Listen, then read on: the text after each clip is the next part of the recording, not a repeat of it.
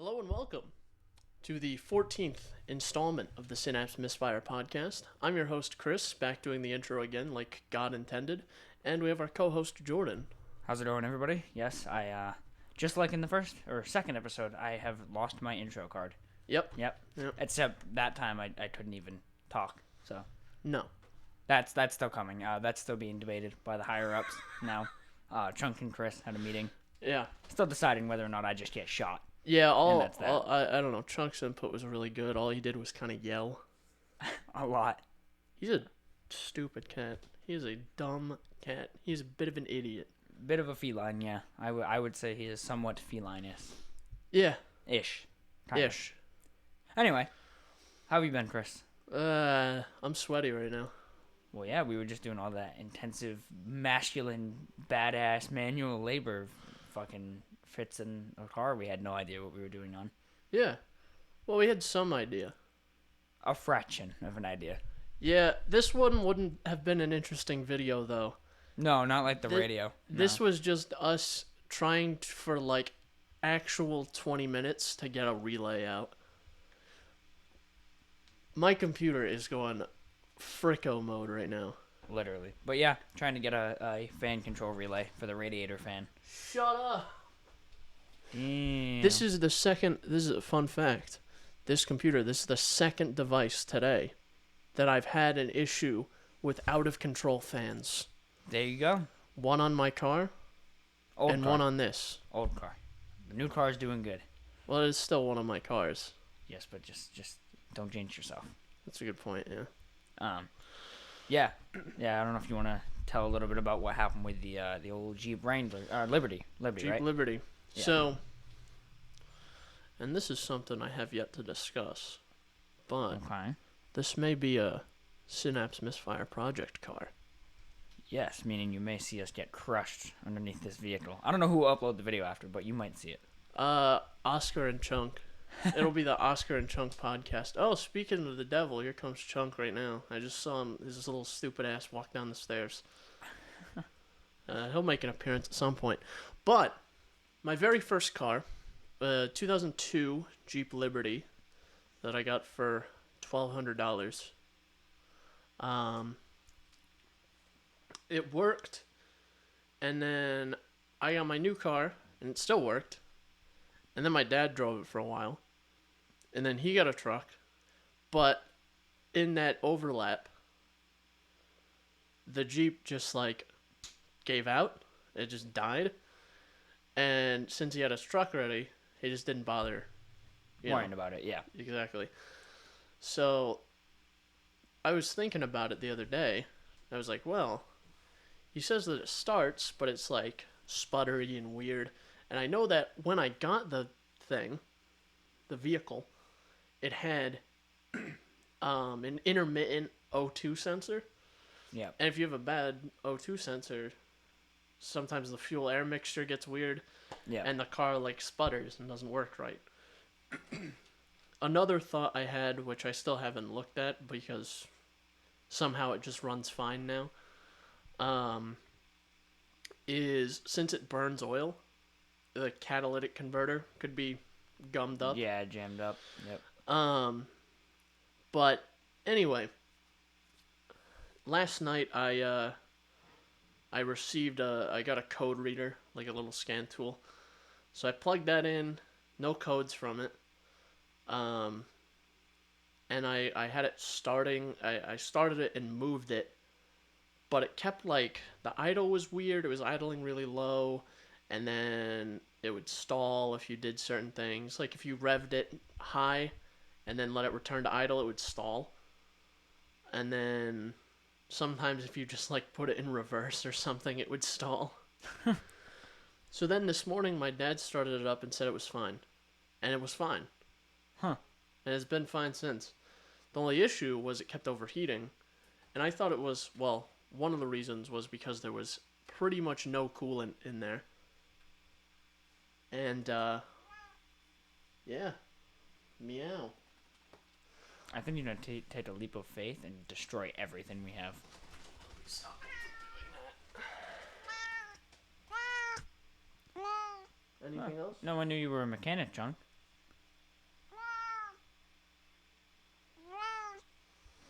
He really hates being held, and it makes me depressed. I mean, if he really wants to go, he'll squirm. He was kind of squirming there, that's why I let him go. But sometimes he just chills. Okay. Well, the fan's finally going. So, all of a sudden, it just decided to fix itself. And now it runs fine.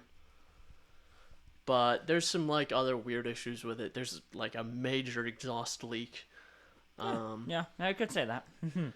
And, what the issue was, it was overheating. That's what I was saying before Chunk so rudely interrupted us. Little bastard. There's a issue with the coolant. There was, like, no coolant in it. Holy shit. So I topped off the coolant. Still overheating. But the fan wasn't turning on. The actual blower fan, the radiator fan, wasn't turning on.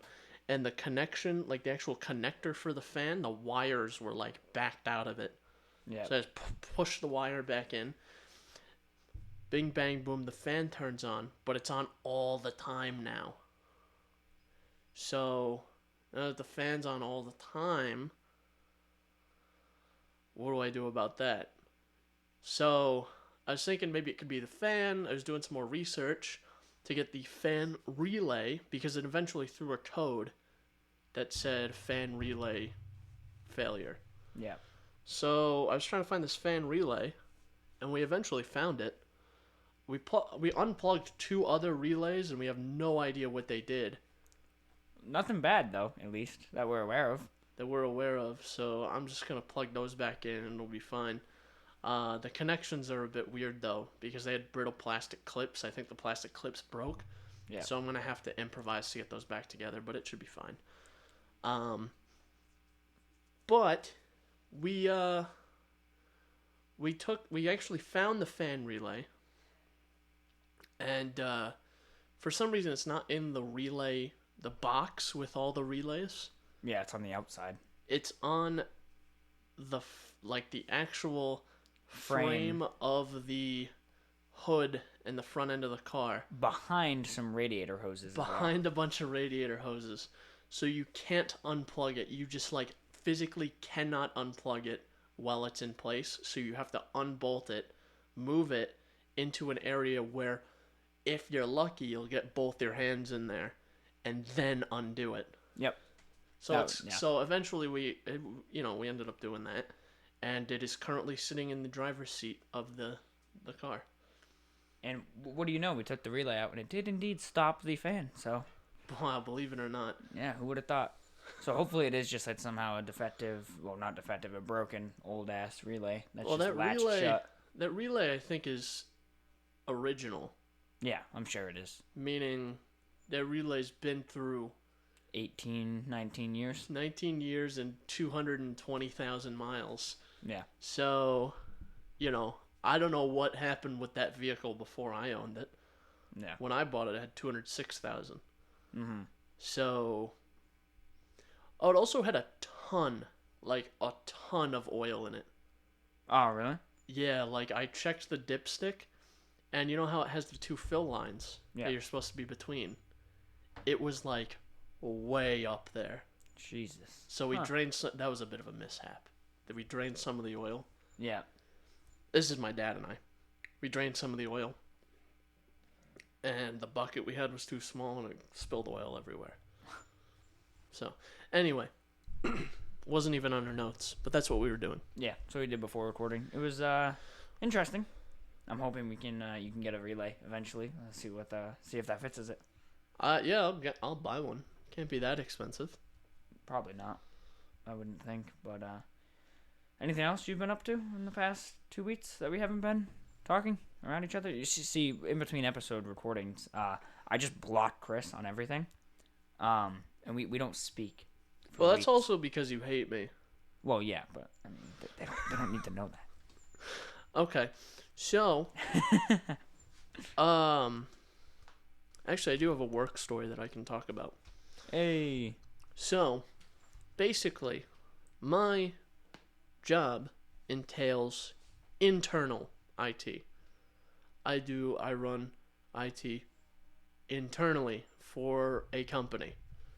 And and I every so often someone will ask me like for advice about their computer or something, or like, hey, if I bring this in, do you think you could fix it? And my answer usually depends on whether I like the person or not.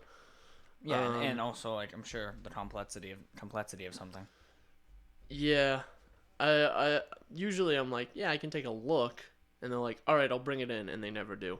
So um, but yesterday, Friday, I got a phone call, and it was, hey, I have a customer here who has, I have a customer here who bought a new iPad and wanted to see if their passwords weren't transferring over. Do you think you could maybe assist with that?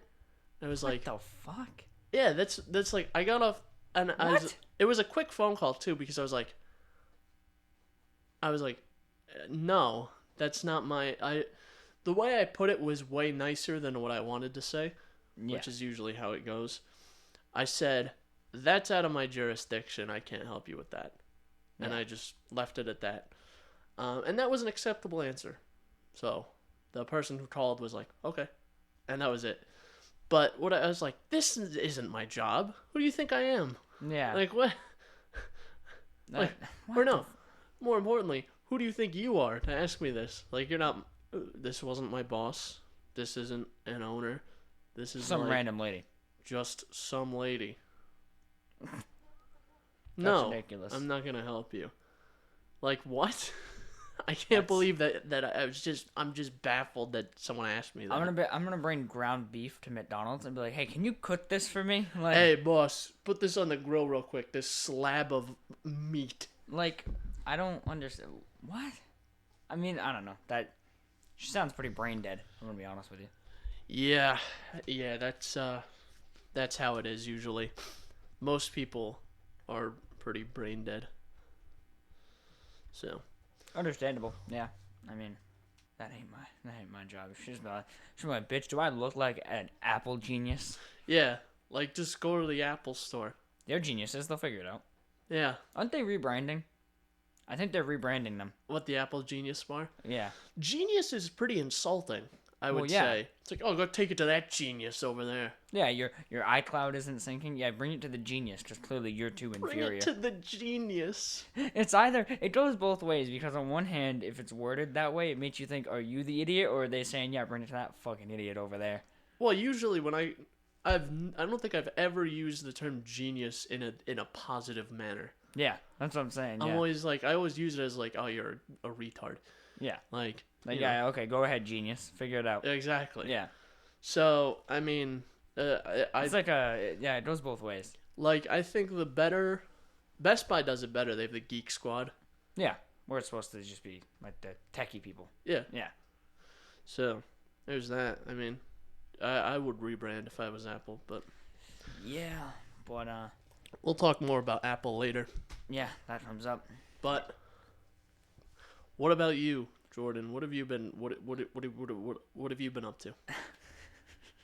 Not having a stroke, that's for sure. That was blood vessel broke in my brain. Sorry. I've been biding my time. I've been playing a couple games, biding my time for Cyberpunk and other big game releases like Spider-Man, stuff like that. Yeah, haven't we all? What I did do was I faced my fears. So I think I spoke about this maybe 2 or 3 episodes ago. VR horror games.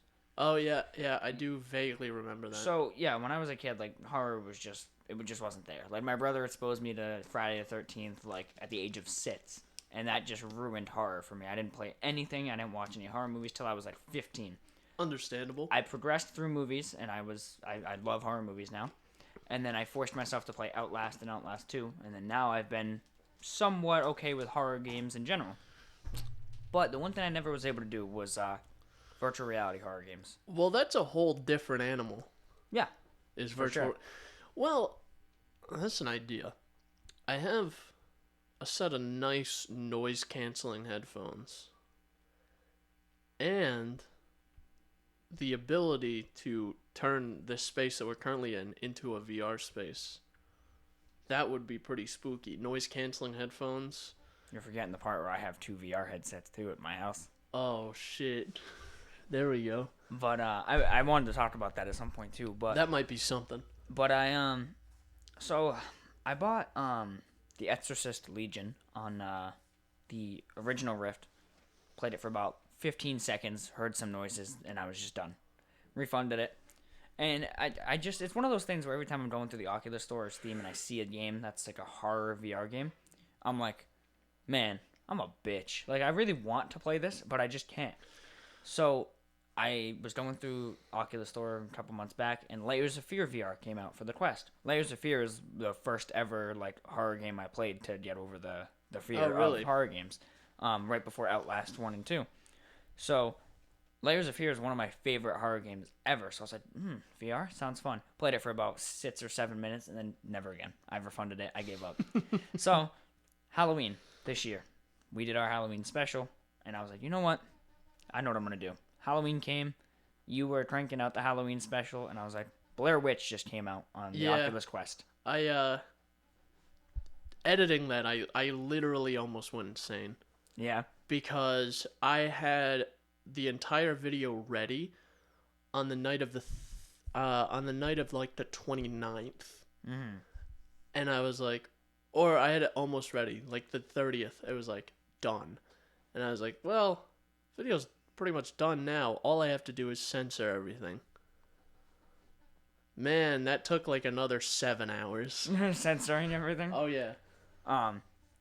But coincidentally, just as you were uploading the Halloween special, I purchased Blair Witch for the Oculus Quest because it launched on Halloween Day. That's fun. And no one was home. I thought, okay, I'm going to play this. Not even Oscar was home. Oh, no, he was home. He was sleeping his little fat ass off. I was like, I'm going to play this. Put the headset on. I get in. Even the fucking main menu is creepy as shit. So I'm like, oh no, you're sitting in an abandoned shack with noises behind you, a dog, and it's a old CRT TV that is your menu. You're going through the CRT TV, and I'm like, oh man, this is spooky. Do a new game. And I had played 5 minutes of Blair Witch on Game Pass as well. I actually got it free recently. Epic Games? Epic Games gave it to me I have free. 3 copies of that fucking game. I have it from Game Pass, I have it on Epic Games, and now I have it on the Quest. Well, that's like me on GTA. I have a copy on Epic Games Store on Steam. From when it was free. Yeah. And I had it on the 360. Yeah. So I'm playing the game. I get through the main menu. I start the game. I skip the intro cutscene because, like I said, I already played about 5 minutes of it. And then I'm just kind of doing my thing. And you know how it is with a lot of horror games. They don't usually just start off like crazy. Like even Outlast starts off really tame. Like you're just kind of doing your thing. You're getting a feel for the mechanics. And then I had like this moment. There was one part in the game where I'm walking through the woods, and I hear like rustling on the sides, and I'm like, it's a little bit spooky, but I can deal with it. It's the woods. Things move there. Like it's like very natural feeling. When I do work, because my house is like right next to some woods. When I do work, I just hear noises in the leaves all the time. And you're just like, okay. I'm like, what is that? And then I look, and it's usually like a little mouse or something. Yeah. A little fucker like that. I hate those things. Oh, yeah. They're stupid. But, I hear rustling, and then I'm walking, and then it just cuts to silent, and I'm going through the woods, and then all of a sudden I hear coming up from behind me. Oh, shit. Just full sprinting. I'm just like, what the fuck? I put my hands up to my head, hit the pause button, and just shut my eyes. And I open my eyes, and I'm like, okay, it's paused. I go to pull the headset off, and then I just stopped, and I go, you know what? Fuck it. I'm gonna do this. I'm gonna do it. I'm a man. I can do it. Put the headset back on, unpause. Jump scare. No jump scare. That's the worst part. It was just an audio cue from the devs. Right? I'm just sitting there. I unpause. Eyes shut. Okay. Nothing happened. All right. I went forward, and now, let's put it this way, I'm like 3 hours into the game, and I'm actually loving it. Really? Scares and all, I'm getting over the fear. It's fun. Blair Witch for the Quest. I highly recommend it. I'm going to be getting a Quest 2 soon. You really should. I would love to play like co-op VR games. Either Black Friday, or I might see if I can get one from someone for Christmas. Yeah. Yeah, it's fucking sick. And playing Blair Witch, it makes me want to go back and play a couple VR horror games. It's not the scariest game. It's a lot of ambience to that game, more so than jump scares so far. Oh, good. I like when it's ambience as well. when it's like actually scary and not just scary because jump scare. Yeah, like that's how I am. I don't like when like Five Nights at Freddy's. That's kind of why I don't like it. Is because it's just all about a jump scare. I like games where, like, for example, I'm in the woods and I hear shit around me and I'm like, what the fuck is going on?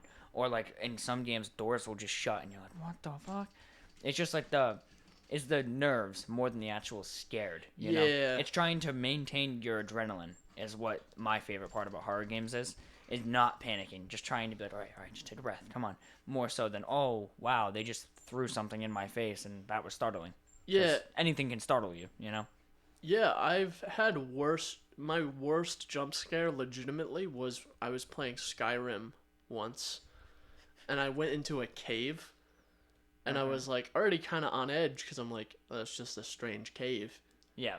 And then there was like a thing on like a crystal, like on one of those little, like, what are those things called? The little energy crystals, soul crystals, whatever they're called. Yeah. It was on a pedestal and it just like shot electricity at me. And I jumped like 6 feet out of my chair. Jesus Christ. I was so scared. Alright. There you go. Crystals with lightning seem to be his weakness. Yeah, I jumped out of my skin. Scared the shit out of me. But yeah, that's what I've been up to. I played that. I had the unfortunate ability to play Watch Dogs Legion. I'll get into that later. Then I found a commercial. A commercial? I think you'd like it. Are you familiar by this title that I'm going to give it? The Whopper from Burger King snake commercial. No, I don't watch commercials. It's an old commercial. An old commercial? Yeah, from 12 years ago. Okay. No, that doesn't sound familiar. I am familiar with the Whopper from Burger King as I used to work at a Burger King. Yeah, and it's like the only good thing at Burger King. No, the nuggets are good as long as you steal them right out of the fryer. I can imagine, yeah. They taste better when you know it's risky to eat them. Because if your manager sees you, they'll be like, "Hey, what are you doing?" Put that you might get a slap on the wrist. Yeah. I want to play the video for you, and I just need your genuine reaction. Oh, god damn it! Hey, you just broke your phone case. Nah, that's my old snap. It's gonna unhinge his jaw. There he goes. Yeah. That's definitely me when I see a Burger King Whopper. When I see a stranger's food. That'd be my reaction too. Okay. That was certainly an advertisement. I'll link that down below in the description if any of you are interested. It's so good. It's so good that you unhinge your jaw like a mighty anaconda and suck it down. That's all I've been up to. Yeah, I found eat that the commercial. Whopper, stupid. Eat it. Eat the triple Whopper. 3 slabs of schmeat. Yeah, basically. Oh, if there's any strange noises picked up in the background, there is some construction happening, it seems. It would appear. But yeah, I've just been playing a couple games, getting over my fears. I've been using the Quest 2 a lot, honestly, more than my PC. Really? Yeah, I've just been experimenting with it because it's just, I don't know, it's just such a good headset, minus the whole Elite Strap debacle. But it's such a good headset that I've been playing the shit out of it. I've been playing Onward, like, every night. Been playing Population 1. I completely forgot to ever even put that on the notes. I mentioned it, I think, last episode, their new Battle Royale game. Very good. Very good Battle Royale game. Super fun in VR. Super cool. But been playing a couple games on there. And I'm just waiting. I'm just waiting my ass off for Valhalla and fucking... What's that game called? You know, that real popular one that everyone's... Oh, what is it called? Cyberpunk, which got delayed again. Cyberpunk got delayed. You know how we were able to date our last episode because we filmed that one probably days before it got delayed again. Yeah. So got delayed again. Yeah, even though last episode we said it went gold, or the episode before that we said it went gold, and it did, but it got delayed. And then CD Projekt Red, I mean, I love them, but they had the audacity to say going gold doesn't mean the game's guaranteed when that's the whole fucking point of going gold. That's literally what going gold means. I'm so upset. I'm sad, but then again, it's not as bad as like the other 15 delays. It's like 21 days, so I'm like, okay, but is it gonna release? It's 3 weeks of a delay, but that leaves what? As of today, like 6 weeks. Yeah. In that 6 weeks, are they gonna be like, oh, we need more time? Yeah, I know. That's the biggest fear. That's why I haven't bought the game yet. I haven't bought it either. I'm not buying it until like probably the day before release. Yeah. Because there's no point. What happens now if they're like, it's like a day before release, like December 9th, and they're like, man, we got a delay again. Steam refunds, I guess. We're just like, man, we're gonna cancel the game. It's not coming out now. I took time off work for the November launch, and now I took time off work for the December launch. I took time off work at the end of November. I was like, I didn't take it specifically for Cyberpunk, but I was like, I need a fucking vacation, and Cyberpunk would be nice to have. Guess not. I mean, I still suggest you try to move that to like the week after it launches in December. Yeah, but then I have school in the way too. Yeah, but isn't your semester over in December? Oh yeah, I guess. But then I have work in the way. No, then I don't have work in the way. I'm retarded. Sorry. Yeah, that's what I'm saying. So, something to consider. But you know what else makes me sad about the Cyberpunk delay? So, Cyberpunk was set for the 19th of November, as we all know. Assassin's Creed Valhalla was set for November 10th, which is the only reason I'm still having my sanity, is because I know that this Tuesday, the day before, so yesterday, as of this upload, Valhalla has released. And I'm very excited. I want to sync. That's going to be like probably the next RPG that I really want to get invested in, because I've never really got invested in an RPG, besides maybe The Witcher 3 and a little bit of Assassin's Creed Odyssey. But I really want to sink into Valhalla, if it's hopefully as good as it seems. So there's that keeping my sanity. But you know what's depressing? There was literally just another game I was excited for that's launching December 10th that just so happens to be the same day Cyberpunk was delayed to. Yep. Called The Medium. It's from Bloober Team, the people who made Layers of Fear. It's a horror game. They pushed it back because they said they would get decimated if they launched it the same day as Cyberpunk. They said we could use more time, and they said also with the updated schedule for game releases in December, we don't foresee high sales. No, anyone. I will say this, if it actually releases December, no one can release a game in December. No. It's going to get steamrolled by Cyberpunk. Do you remember how I was afraid about Valhalla? Because Valhalla was before the Series X was announced and Microsoft made the deal to have it as a launch day title. Valhalla was supposed to release the same day as Cyberpunk. Oh, December 10th? No, November 19th. Before it got delayed. Okay, yeah. And then Series X was told to be the 10th, and Microsoft paid them to release it the 10th. And also, did you see? I just totally drew a blank. What the hell was I gonna say? Oh no. I'm talking about Valhalla. Talking about Cyberpunk. Oh yes, it was about Cyberpunk. Do you see why they delayed Cyberpunk? No, I didn't. I just saw that they did. It would appear, from what I've seen from kind of like speculation, based off some of the ways they worded things, two main reasons. Getting it running on next-gen consoles a little bit better, like getting it ready for next-gen consoles. And apparently they're having a hard time getting the game to run at all on last-gen consoles. Yeah, they're having trouble with the PS4 and Xbox One ports of it. The PC port is, I think, the only port as of like when they delayed it that was done. Well, I mean, if we just went back in time and eliminated the concept of a game console, we would have Cyberpunk already. See, that is true. But here's the problem. If we eliminated the concept of a game console, would gaming be the industry it is now? No, it would not. That's the problem. But yeah, apparently that seems to be the speculation as to why, which makes me a bit sad because I'm not even going to get it on console and or next gen console. Can we just release it on PC now? See, that's what I was assuming like they might do, but then I realized they probably don't want to split it like that because it's such an anticipated game that like you split it now and you piss off a lot of people. No, you split it, right? What you do, this is a big brain move right now. Okay. What you do is you release an exclusive, high-end, pre-built computer, all Cyberpunk themed. Release it early on PC. Include a copy of the game with the PC. Idiots will buy it. There you go. Yeah. That's a money move right there, CD Projekt Red. Yeah, you only owe us 50% of the sales. So 75. yeah, take it or leave it, bitches. No, I mean $75. Yeah. Fuck. Yeah, that's a good point. That would be nice. I would. Man, am I excited for anything that's coming out? Not really. What about Spider-Man Miles Morales? That launches I'm Thursday. excited for it. It's just that I'm not gonna buy it for a while. No. No. Not a full price game as well.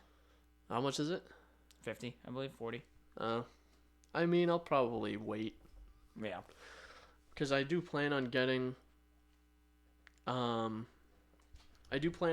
next gen console at some point. Same.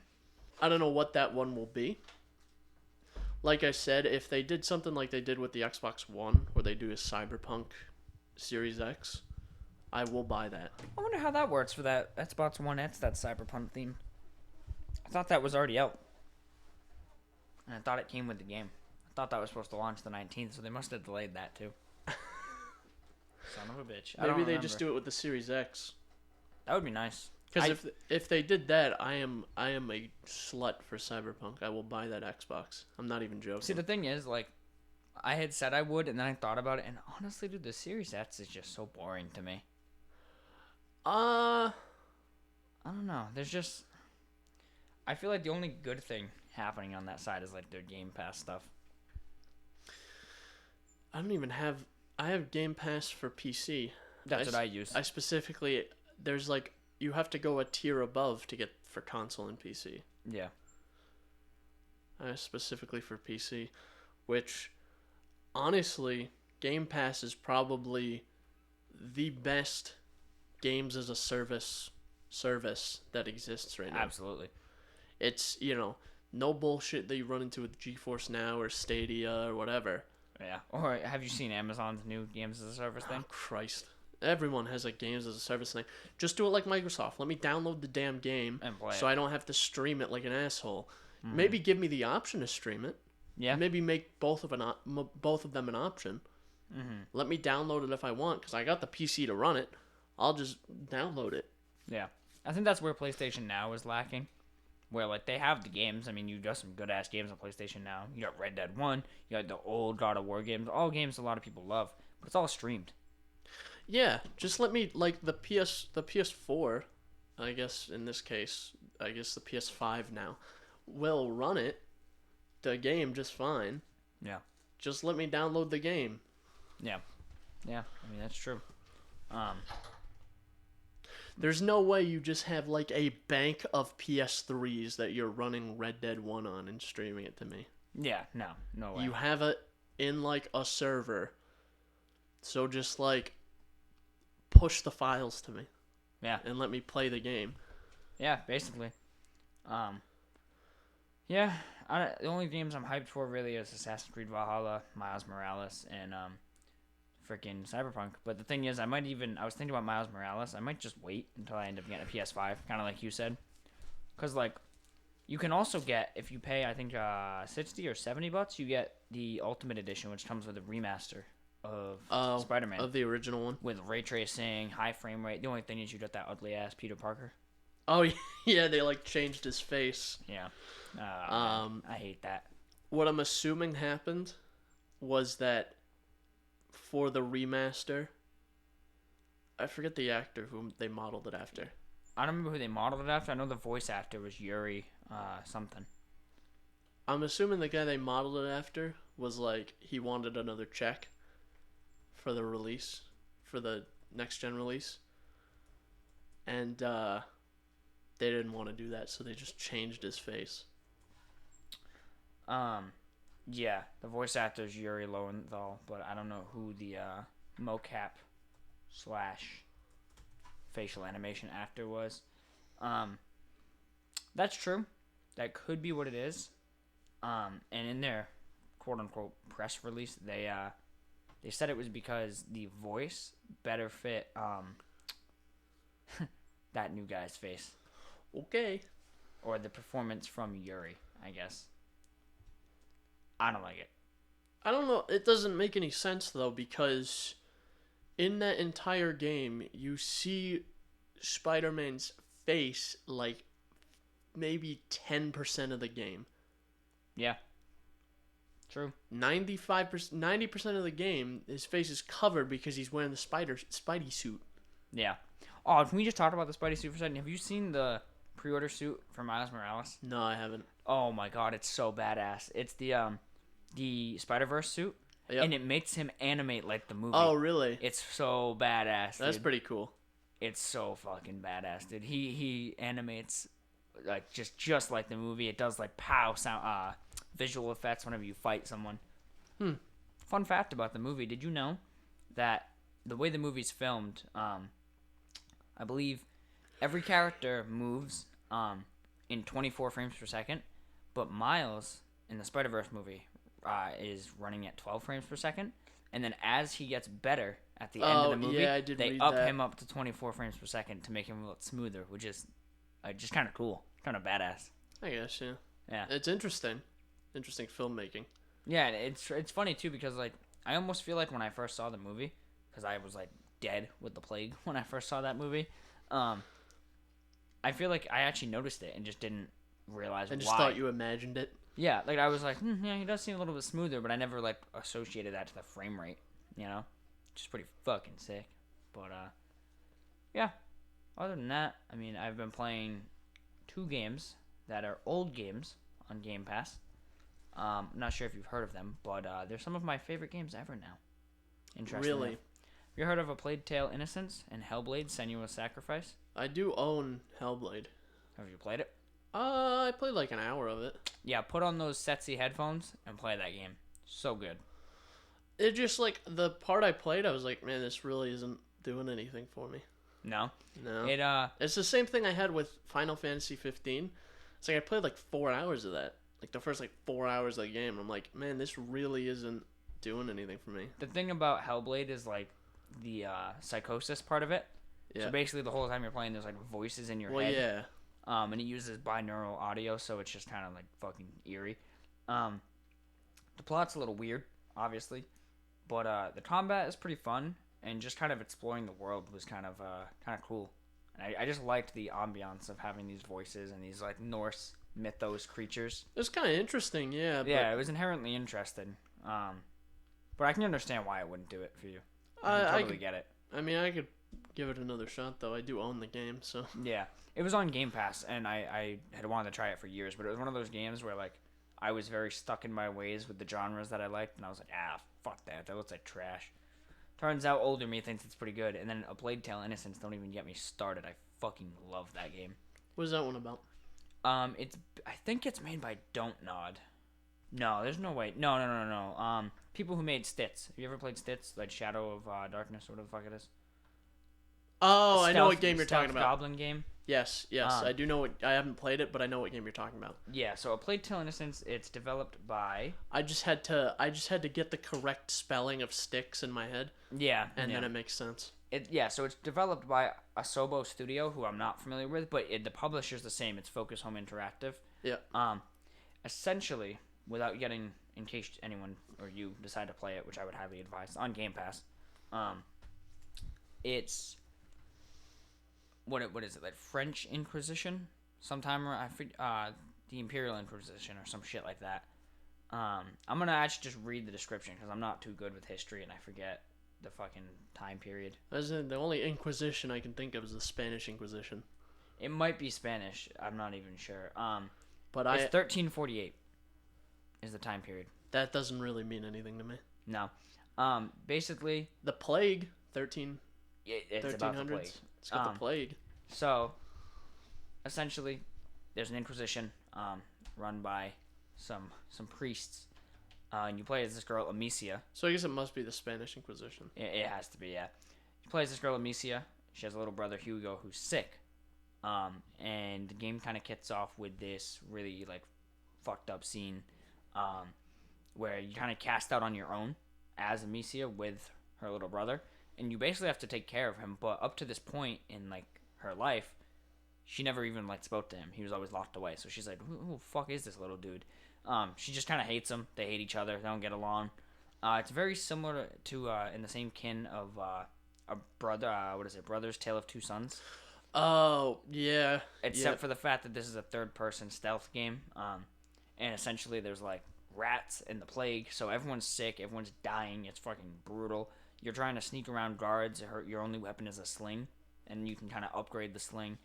And it's one of those games, kind of like The Last of Us, where, well, kind of like The Last of Us, where the focus is the narrative. But the thing with The Last of Us, the gameplay is really solid too, obviously. But at the end of the day, the focus of those games is the narrative that it's trying to portray. That's how this game is, where you're kind of making your way through the game, but all you really, get invested in is the story, more so than the mechanics. The mechanics are pretty basic, a little bit of stealth here and there, throw rocks, distract guards, stuff like that. But the narrative is really good. The story it tells between these two siblings, and then like even the supporting characters that are in the story, actually very likable. And it was just one of those games where it's a fun, linear adventure, where like you don't get that a lot now. You really don't. Like you get a lot of big grandiose games, like even the newer Assassin's Creed games, which is all about open world, shit like that. That's true. Definitely like games now. It's like they're inherently very different than games like 10 years ago. Yeah, I was gonna say like 5 or 6 years ago, where it's like GTA and like Saints Row. Those were the open world games. Those were like the only real open world games. There was a couple other ones, but like everything else was like mission based. And then game studios were like, they saw GTA 5 and were like, oh, people like freedom in games. They like to move around a big map. Every game has to have a huge map now. Yep. Every game has to have a huge map. You can have the biggest map in the world, right? You can have a map that's literally the size of the Earth to scale, right? But if you have nothing in it, what's Boring. the point? Have you seen Dynasty Warriors 9? I have not. So, have you ever played Dynasty Warriors in general? No. So, it's basically just hack and slash. And it was all level-based, carefully crafted levels. Yeah, or do like if you have to do an open world, if you insist on it. Do like Hitman. Yeah. Where it's a semi-open world. Where it's like you're just plopped into a world. It's a sandbox level. It's a big level. Yeah, it's a big map. And then they're like, there's tons of stuff to do on each individual map, so you don't have to tailor each to. It's less constrictive because you can be in different locations every time. Yeah, Dynasty Warriors 9 obviously followed up Dynasty Warriors 8, which was super popular. Insisted on being open world, so they genuinely released the game as an open world game, which this game has no reason to be open world. And people, I think they timed it. There was nothing, barren land to travel, a full minute before you can get to anything. And there's nothing to do. It's like, go here, fight these guys, travel 5 minutes this direction, fight these guys. Nothing to see, nothing to do. So it's like Red Dead 2 if they took out everything except the story. Yeah. Yeah, exactly. Like, you don't get any of the world building, any of the cool events, just the story. Wildlife, no nothing. wildlife. No NPCs. There's no NPCs. There's no one. No. Yeah. So. Who thought that was a good idea? I'm not sure, but I hope they were fired. I hope they were fired out of a cannon into a wall. Yeah, A Plague Tale is just a really good linear experience. It's the same thing with Hellblade, where it's just another linear experience where you're just kind of like, you don't feel overwhelmed. You're just like, all right, I'm doing my thing. I did get that sense of it where it was linear, but it was also kind of open world in some way. With what, Hellblade?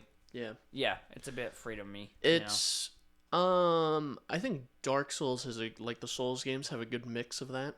Yeah. Where you can go anywhere in the map. But it's a linear experience. It's a linear experience, though. Sort of. Like, I know there's parts you can get to before other parts, depending on what direction you go. Yeah. Because essentially the Souls games are just boss rushes. It's going from one boss to the next, to the next, to the next. I mean, and it's fairly linear. Yeah. You can go back through areas and the enemies will be back, Yeah. You get it's like the a dungeon idea. crawler almost. In a Kind way, of, yeah. yeah. In a way, yeah. And I was happy to find out too that like supposedly there's a sequel to A Plague Tale in development, and then my main reason for playing Hellblade was because one of the big selling points for the Series X is that Senua's Saga Hellblade 2 is a game that's gonna come to it. Oh, So I was like, hey, you know what? If I can get into the first one, then it's just another game to play, you know. But yeah, those were two very good linear experiences. And then I had the unfortunate encounter with Watch Dogs fucking Legion. That game's trash. Really? Yeah, I really don't like it, which is funny because it seems like a lot of people do. I hate it. Yeah. What I will say, Watch Dogs has been pretty mixed as a series. Yeah. Watch Dogs 1, people didn't like that one. No. It was kind of interesting to me. I didn't play the story really. Mm-hmm. I played it as like you would play like GTA. Yeah. I just like roamed around and I shot people, and that was my experience with the game. Mm-hmm. So I thought it was fun for that, because then I ended up getting a bunch of skills where I could like blow up different things and kill police in certain ways, and you know. Yeah. Watch Dogs 2, however, I played through the whole story, and I thought it was pretty good. I liked Watch Dogs 2. Watch Dogs 2 is incredibly well received. Yeah. I liked Watch Dogs 2 a lot. The main character was a lot more likable. Yeah. Marcus, I think his name was. Marcus, yeah. Marcus. The side characters were pretty likable too. Yeah. And they felt like more of people than computer software, just than Christ, what's his name? Aiden Pierce, yeah. Aiden Pierce. Felt more like a person than Aiden Pierce did. Mm-hmm. I liked the whole plot of Watch Dogs 1, where like it was that revenge story in a way. I'm a sucker for revenge stories, truthfully. But it wasn't a good revenge story. One. It was like Matt's Pain is a good one. You're introduced to a character, to what is it, his niece or his daughter? Niece, I believe. So you're introduced to the niece, and she's dead within 10 frames, legitimately. Yeah. So, you know, there's better revenge plots out there, you know. Yeah, I think it could certainly have been done better, for sure. And then Legion, I don't know if you're familiar with some of the mechanics. I know the basic idea. It's like you can like possess people, sort of. You can possess any character you want. That's cool, I guess. But first of all, have you seen the controversy with their AI generation? It generates character traits. So for example, like you can possess an old man and have him join your team and play as him, but because he's old, he can't move as fast, he can't crouch, stuff like that. Oh, yeah, that makes sense. So it does cool stuff like that, but they generated a fucking character. Okay. This gets dark. They generated a character that it says, I gotta look it up so I don't fuck this up. It's bad. They already had a bit of a controversy because they had a character who was like a games journalist who looked like the stereotypical like Kotaku outrage games journalist. Yeah. And people were mad about that. Of course, Kotaku had a fucking fit about that. There was another thing that people were mad about that I don't remember. Oh, here we go. You ready?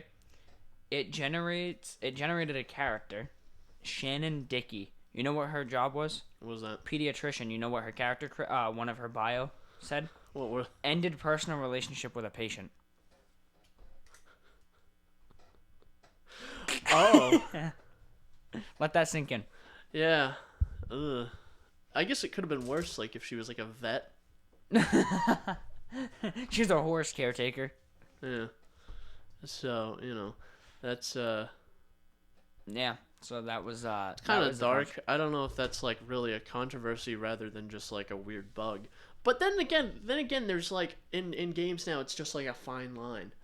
It's like, oh, this is a funny thing that we put in the game, but then everyone loses their mind about it. Yeah. Yeah, there could be a developer there that was like, hey, you know what, this made sense. This is pretty funny. And now they're just like, oh, software glitch. Oh, you can't do it now. You know, it doesn't. You know what I mean? Like, with like Red Dead 2, people complain that you can beat the shit out of a suffragette. Oh yeah, yeah, I do The remember women's that. suffrage lady. You can just beat the piss out of her. You can beat the piss out of any civilian. Yeah, Like the that was the one game where I'm pretty sure you could kill children at launch. There was a child in Saint Denis that you could kill. you could kill a child. I'm pretty sure. Didn't kill like a child. It was like a teenager. I'm replaying through again Really? for like the third time Red Dead 2. So I will see if I can kill the child. I think it was patched out after launch.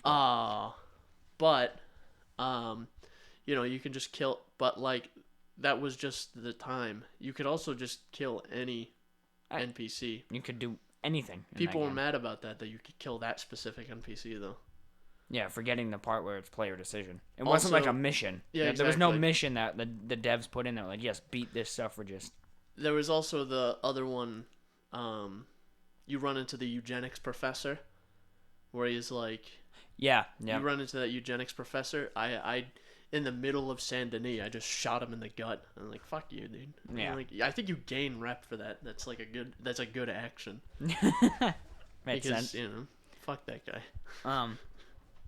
But honestly, the game started off like I downloaded it, played it launch day, and I was really into it. Like they set you up with this main character, Dalton, and it's in London, by the way, which is an interesting theme because you don't really get many games that take place in London, or even just outside of the U.S. or like a fictional place. Yeah, because London's kind of boring. Everywhere that's not the United States kind of sucks. Let's be honest here. Yeah, I mean, hey. Yeah, so the game takes place in London, which is kind of interesting, but so also... it's just like the streets are really narrow. Streets are really narrow, you drive on the wrong side. And... you drive on the wrong side.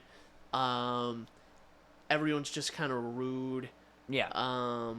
It rains all the time. It does rain a lot in the game, too. It rains all the time. I guess the east coast of New England is like that, too. Yeah. Aside from the driving on the wrong side of the road, we drive on the right side of the road here. We do. But I do at least. I don't know about you.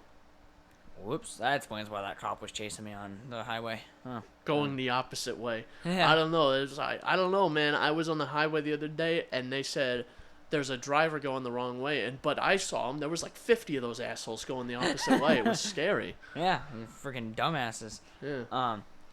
But yeah, they introduced you to Dalton, and then within the span of the prologue, he's dead. Like, that's it. He's just dead. That's such a Ubisoft thing to do. The crew had that. You're like this, I played it, but I don't remember it. I don't really. That's the only reason I remembered. It just triggered a memory for me. The crew had that where you. That was like one of the games. I think the second game I just called a character death. Yeah. Minutes before it happened, because. Oh yeah, the police kill him, don't they? Yeah. You're this guy, and then you're with your brother, and then he's shot. That's it. Red Faction Guerrilla had that too. That wasn't a Ubisoft game, but I've always wanted to play that. It's a good one. You meet your brother, and then 20 seconds later he's dead. Jesus Christ.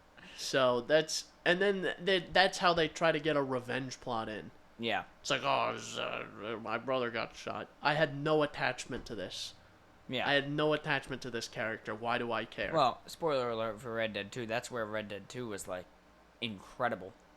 Like, the epilogue. Yeah. The epilogue, the way the epilogue takes place. That game ends beautifully. Yeah.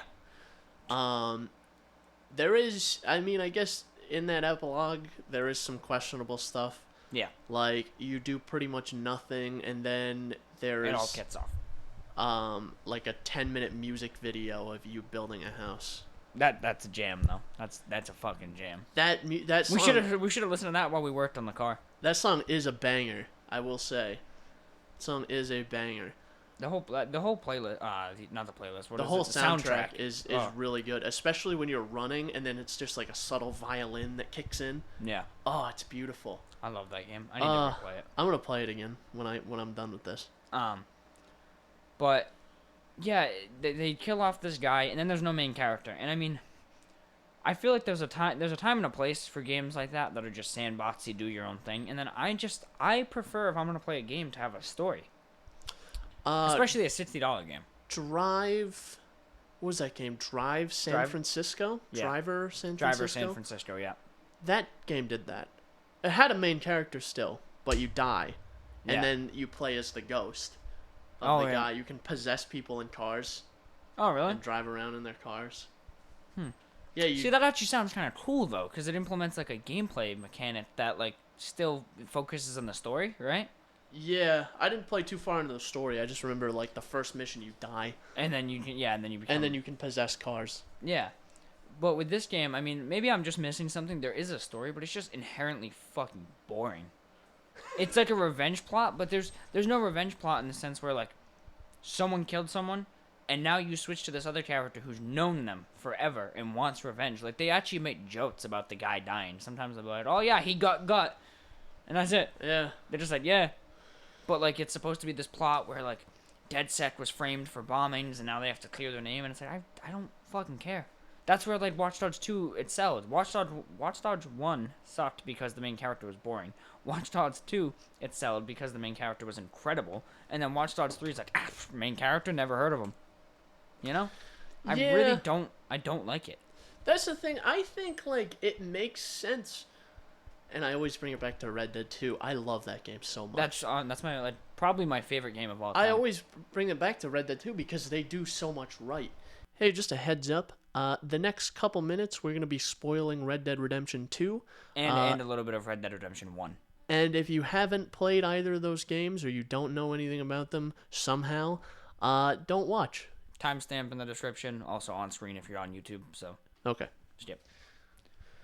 Is you get attached to this group of characters, like really every person in that group, like actually really attached to these characters, and then, you know, all of a sudden one of them dies, or, you know, it happens a few times throughout the game. I'm not gonna say who and when, but a character will die, and you actually like feel something.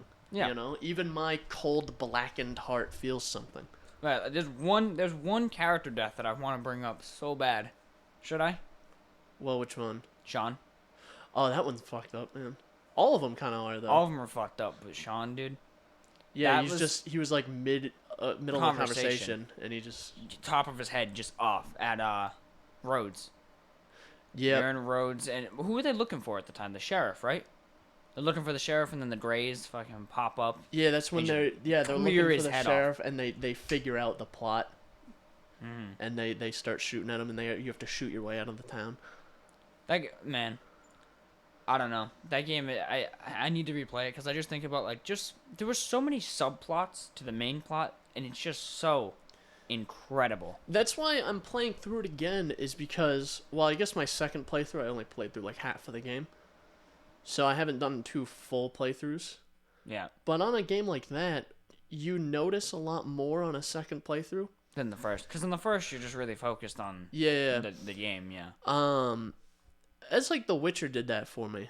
Is like I did one really big save, and then I did a New Game Plus. Mm-hmm.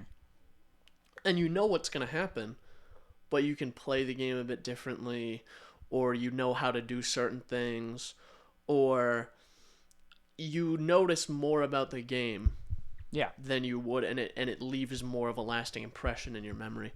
Yeah. Honestly. The story for that game, man. Oh.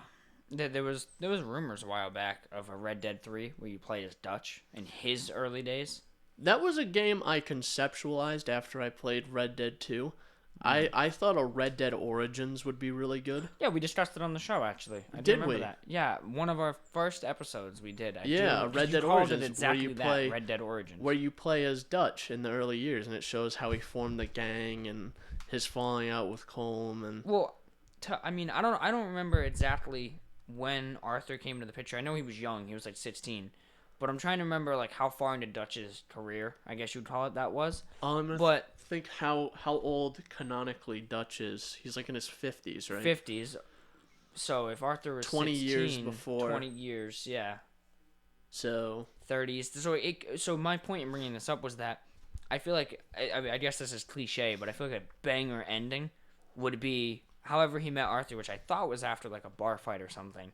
He just pulls him up out of like the rubbish, and it's just like, what are you doing here, boy? Boy.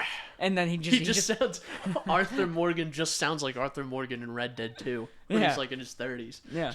Boy. Like, I don't know. I just feel like there's so much to do there where it'd be sick. But also, I don't know how far back I want them to go.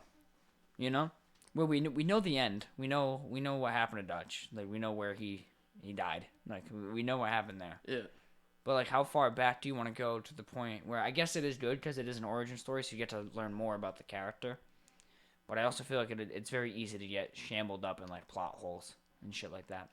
That's true. If you keep retrofitting stuff. Yeah. Because, obviously the first one, you know what happens to John. Yeah. And you know what happens to Dutch. And you know what happens to Arthur. Well, in the first one, you don't even know what happened to Arthur, but you can assume because he's not in the game. He's not even mentioned in the game. Maybe we should cut the spoilers or put a warning or something. But yeah, you know what happens to all of them, and then you can obviously assume something happened to Arthur. Which, I mean, I'll be honest, I was really hoping they'd tie it in with him just like leaving, doing something fucked up that like John doesn't want to think about him anymore. But it made sense what they did. Yeah, I think so. And I thought a character I thought they did really well was Sadie. She was done really well. Sadie Adler, oh my god. Amazing character. Phenomenal character. Incredible. So. I would love to see like a Red Dead origin. Or just like further expanding in the Red Dead universe even. Yeah. Well, I've thought about that with what game was it that I was thinking? I was thinking of a game where it didn't make sense to me for them to do like an origin, and it didn't make sense for them to continue the story, but I was thinking of like a different universe. I mean, same universe, different group of characters. Yeah. Would be something cool. I forget what fucking game it was. If it pops into my head, I'll bring it up, but it was some game. Because like at this point, right? I played through I'm thinking of other Rockstar games. I played through GTA 5 like twice. Yeah, I didn't really like it. I couldn't tell you any of the plot points. You rob a bank, you rob a jewelry store. Some people get framed. Yeah, and you kill a guy, and that's the end of the game. Yeah. Like, all around, is it a good game? Sure. Yeah, it's a fun-ass game. It's no Red Dead 2. Not even close. No. That's like their prodigal son. That is the quintessential Rockstar game. Red Dead 1 and Red Dead 2 are the... If you're going to play any games, if you want to play two games and then never touch video games for your entire life after that, Red Dead 1 and Red Dead 2 are the games to play. Well, I think with Red Dead 1 and 2, Red Dead 1 and then 2 later, they had a good foundation with Red Dead 1 where like GTA has always been about rampage in the streets. Red Dead 1 was this new IP where they just focused on narrative. That was like their first, you know? Yeah. So, because if they had made Red Dead 1 GTA with horses and cowboys, like if it was all about just blowing shit up, doing crazy shit, which it was, that was there. And you can do a lot of dumb shit in Red Dead.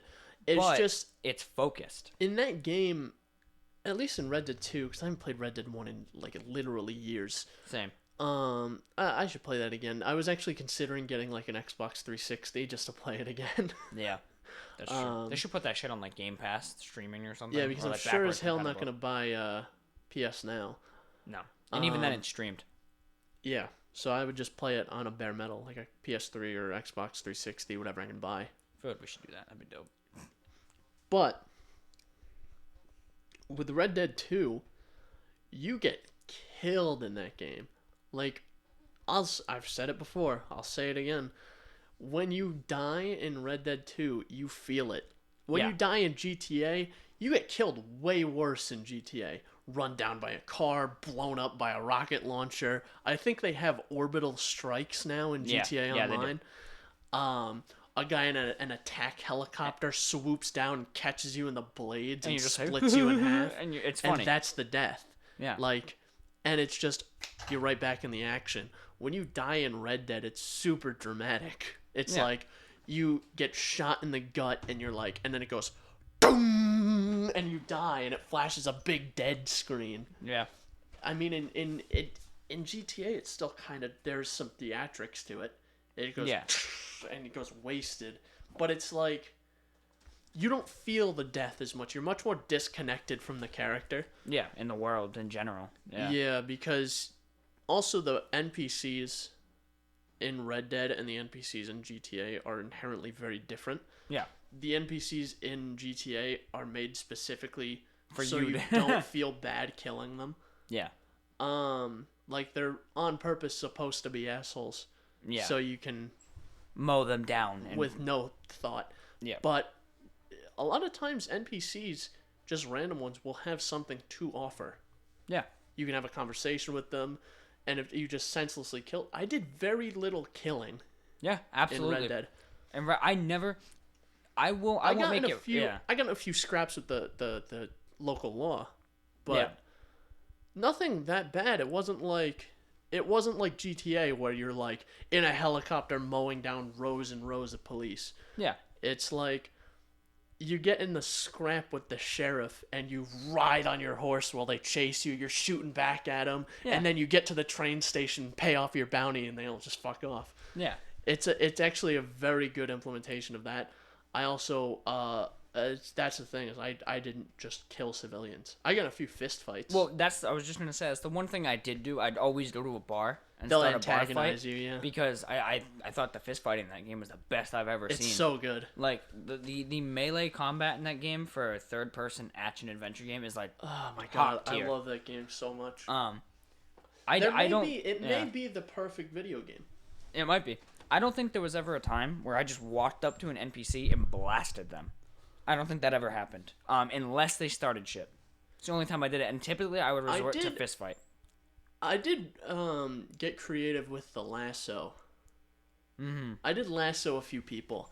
A fun thing I did a few times was when you lasso people, you can hog tie them. Yeah. And just throw them in a river. And just put their head underwater. Yeah, and they'll drown. And it's not that funny, but you can tie people up and throw them in there's that side quest thing, that a random event where there's a woman being kidnapped on a horse. Yeah. What I did is I chased the guy, lassoed him, tied him up, and I shot him in the skull in front of the woman. Jesus Christ. And she was horrified. Yeah, and then she doesn't like you after that. And she didn't like me after that, but I don't care. I saved your life. Yeah. Right? I got the good karma for it. I also, in one of my playthroughs, because this is how the game worked for me, is I played through the full game. Then I played through like half the game, and then like a quarter of the game. So in that quarter game playthrough, I did that mission, lassoed the guy, and then I got her on my horse, and I hit something, and she flipped off the horse into a tree and died. I think I have two favorite experiences with that game that just made me go like... Oh, is it the one with the old lady? That's one of them. That's such a good one. Where I was just like, this is the game for me. First playthrough. Honestly, first and only true playthrough. Do that bounty where you find the girl and the guy hiding underneath on the riverside underneath like a little rock, and he's like, listen, you should turn yourself in, and she's like, okay, and then as he turns away, she goes, you fucking coward, and stabs him. Do you remember that? Oh man, that's the one thing I didn't touch in the game was bounties. I should go through and do them. I should do them because it seems like if it's as well done as everything else in the game, and there's no reason not to. Basically, I creep up on the horse, and you hear them talking as you're walking over, and then he's like, listen, you should turn yourself in, we'll figure this out, I'll get you help, we'll try to get you out, and then she sees you, and she goes, oh, fuck this, they're here, and she says, oh shit, they're here, and he goes, listen, just hand yourself over to that mister, and then she takes a knife out of like his boot, you know, they had knives in their boots, and just stabs him in the throat, and then she goes, you're not taking me anywhere, and charges you, right? So on my first playthrough, I was like, what the fuck is she doing? And she just walked up and slashed me, right? So Arthur just goes like, oh, or whatever. Oh, shit. And then I get in a brawl, right? And I'm sitting there. I hit square. She slashes the knife. He ducks. I hit circle, and he just punches her in her mouth. And he just one hit sends her backwards on her head, right? The knife falls, and he just goes, you fucking bitch. And then He ties her up, puts her on the horse, and then as you're riding, she's just like, listen, man, I didn't mean nothing by it. And I didn't mean nothing by it. It gave me the option to tell her to shut up, so I hit the option, and he just turns around and backhands her and goes, shut your mouth, you whore. He just takes her, dude. And I'm like, oh, yeah, this is my game. There's some good ones. I spent, that other random encounter where you can get your horse stolen? Yeah. I spent like which for those who don't know, in this game, this is a big deal if your horse dies. Yeah, it's not like Red Dead 1. If your horse dies, it's dead unless you have horse reviver. And you have to buy a new one. Which I liked better than the Red Dead 1 mechanic. Absolutely. It made me very thorough with everything. But I spent like an hour getting the white Arabian horse. Oh, no. And I was on my way back to camp, and the guy goes to steal my horse, and he did it. He took my horse, and immediately, like, I scoped. I had some rifle with a scope on it. Rifle or whatever. No, because I wasn't that far in the game. The Springfield rifle maybe. Yeah. And I had a scope on it, and I just shot him in the back of the head, and then I calmed the horse down, and then I fleed the horse because I still had a marker on it because of my horse, and I just emptied every bullet I had into that guy. I was so mad at him.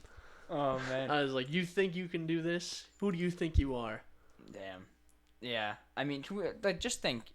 There's so many little things in that game that you forget about when you think of it. Like, for example, the gunplay. How you have to cock each shot. The fact that all your weapons are stored on your horse and you can't just carry them all like GTA.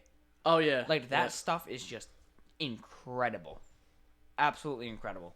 Like, I loved... Well, it gives you a nice little, like, you have to think about what you're doing before you do it. Yeah. Where it's like, you have your horse with you, and then you're like, okay, what am I doing here?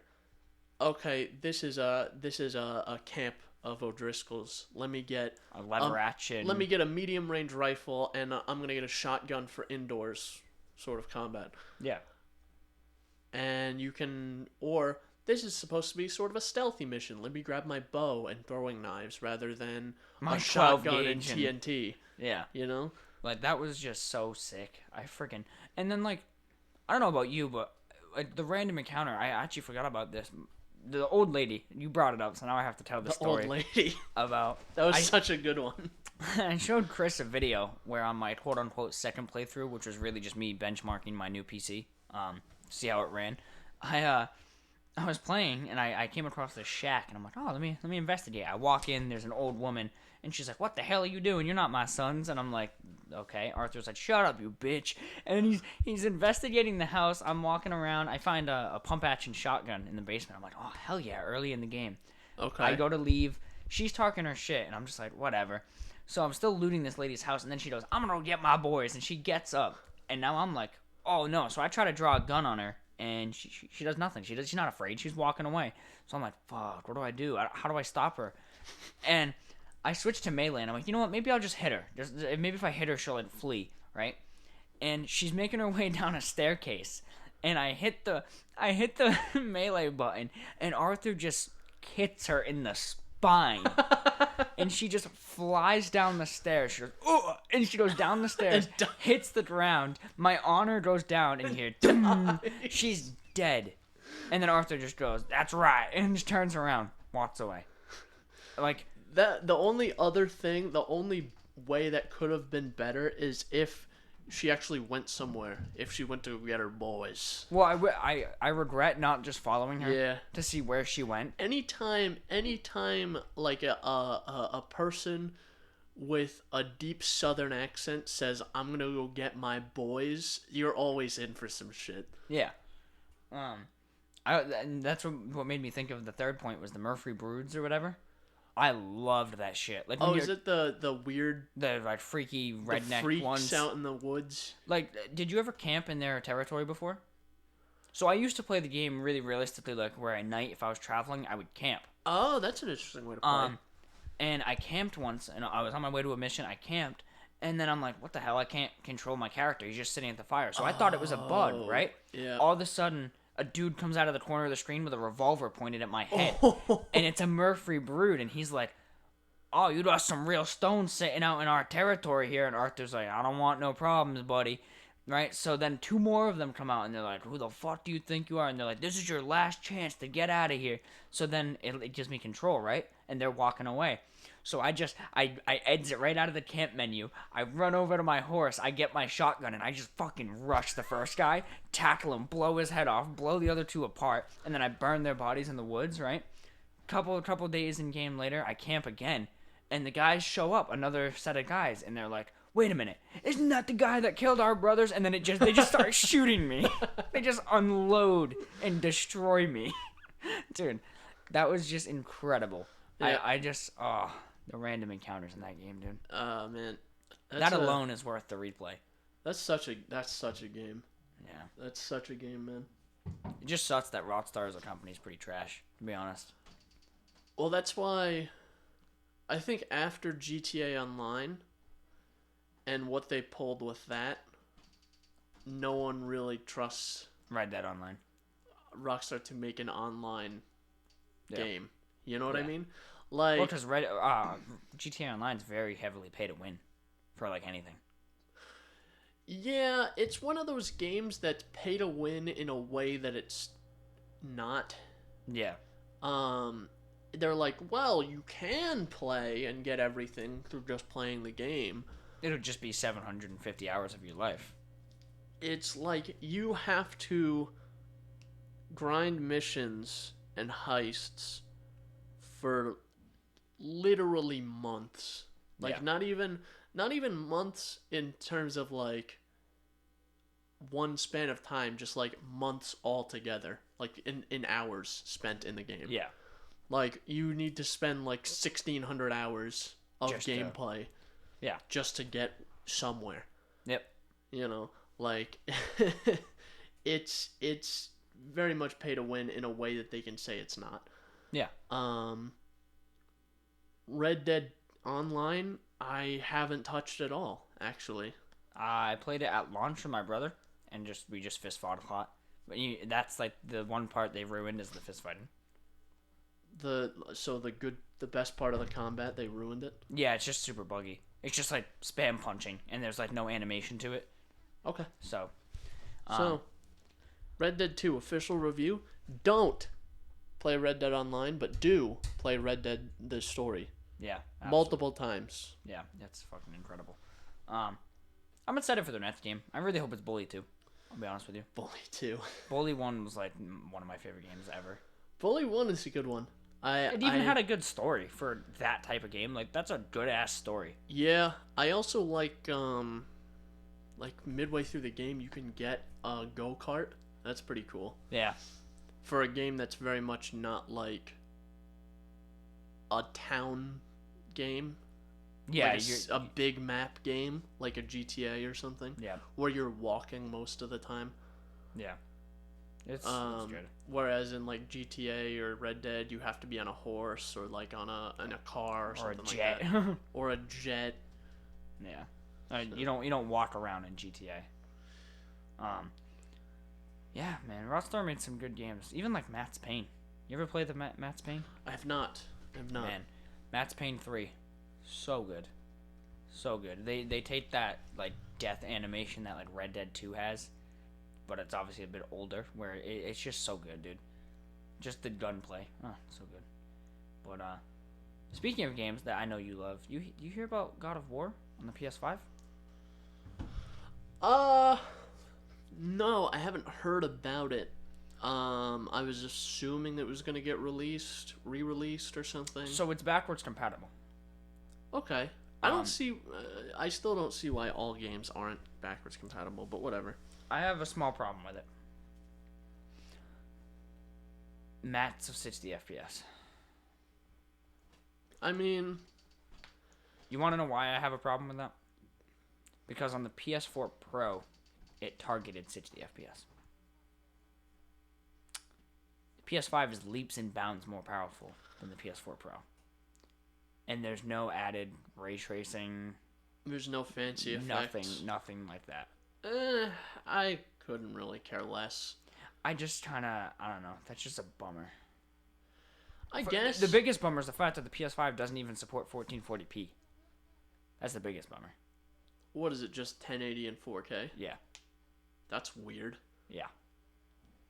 Like, So. what? That's super strange to me. So essentially, your options are to play the game at 1080 60 or 4K 60. I think it might do 60 at 4K. Not sure. That's weird. That's strange. Yeah. Other than that, I mean, I think if I end up getting a PS5, I might do a replay of God of War 2018 because I definitely will. Very, very good. And there's that whole announcement with God of War Ragnarok. That's on my list of games to replay, as well as Spider-Man too. So, yeah. I am excited to see where that series goes as well. God of War. I'm nervous though. Because, well, of course, because of how it ended, but yeah, the very, very end of the game with Thor. Yeah, that hidden ending is fantastic. I want to know, what does it say? A year later, or is it 6 years later? How long does it jump? It's like a year later. Or I think something. it's a year. I want to know like what they're gonna do with that. You know? Very end of the game was fantastic. It tied the whole thing together. Yeah. So that's another one on my like top 10 games ever. Yeah. Yeah, same. That was such a fucking good game. I just like all the badass stuff in that game where like just think about the Blades of Olympus when you get those back. Oh. And just Athena's there and the music, it's like dude. Oh, it's so good. I think honestly the soundtrack for that game might be a competitor for Red Dead 2. For different reasons. Can we get a what we need is we need to drop we need to do, you know how they have like weird crossover movies? Yeah. Like Alien versus Predator? Yeah. We need to do a Doomslayer X Kratos game. Oh shit. Where it's fucking the Doomslayer and Kratos fighting side by side in hell. Did you actually hear that the creative director for Doom confirmed that Doom Guy's name is Doom Guy? Is Doom Guy? That's his name. Doom Guy. Yeah, that's I mean everyone's been calling him Doom Guy forever, so. Yeah. I say the Doom. That's how he's introduced in the games. This is the Doom Slayer. Yeah. But Doom Guy, yeah. I think Doom Slayer is better. It's badass, yeah. Yeah. That's on my list. Doom 2016 and Doom Eternal. Have you both. Played them? I've played through half of like Doom 2016. I'm an idiot, and I'm on the last mission of Doom Eternal, and I haven't played it for like 6 months. Bruh. You know how hard it is to go back to though? Oh, because you played it on like game, Nightmare or whatever. Played on the right above normal. It's like hard essentially. Which even then, like the problem with Doom is that there's so many things that get introduced throughout the game that you kind of build up like a routine with. You just can't go back to. You have like new weapons and shit like that. There's like 15 weapons in that game. So how do you just go back to that, you know? Yeah, my thought with games that are like just in my queue of games to play is to play them simply to experience them. Yeah. So just like don't really care about the difficulty. Have it low if I need it low. Mm-hmm. And just breeze through the game just to experience it as a game. Yeah. Rather than this is something I want to dedicate a lot of time to and a lot of effort to, which is something I'm going to do with like Cyberpunk. Yeah, no, Cyberpunk's going to be one of those games, which I don't know what... Cyberpunk seems like the type of game where they're not going to have difficulty settings. They'll do it like automatically. I'm not sure if they've confirmed it yet. But if they do... Well, The Witcher had difficulty settings. That's true. That is true. But a lot of games seem to like nowadays like to do like auto difficulty, which is weird. But for an RPG, I think they would probably do difficulty selections. I would definitely be playing that on hard if it's an option. Well, considering how much of a cakewalk The Witcher is after you're like level 10, you know, there's no real point in. I remember when I first played The Witcher and I thought it was hard. And I'm thinking The Witcher 3, at the end of Blood and Wine, you're like in like the 50s of levels. I guess you do have a bit of a shock once you get to Beauclair. Which I still haven't played Blood and Wine, you know that? I really have to. It's a very colorful expansion. Yeah, I know. Very colorful. It is it's a really good expansion. So it turns out we didn't get to Apple this episode. No, I was gonna leave it till next episode.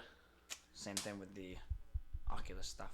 So that was an interesting one, wouldn't you say? Yeah, a lot of game spoilers in this one.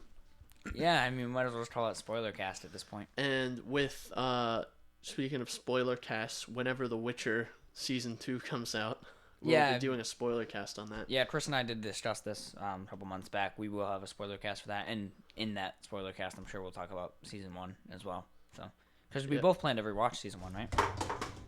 Yeah. Yeah, we did. I know I planned to. When Season 2 gets announced, I'll rewatch Season 1. And then, watch Season 2 and have a spoiler cast, yeah.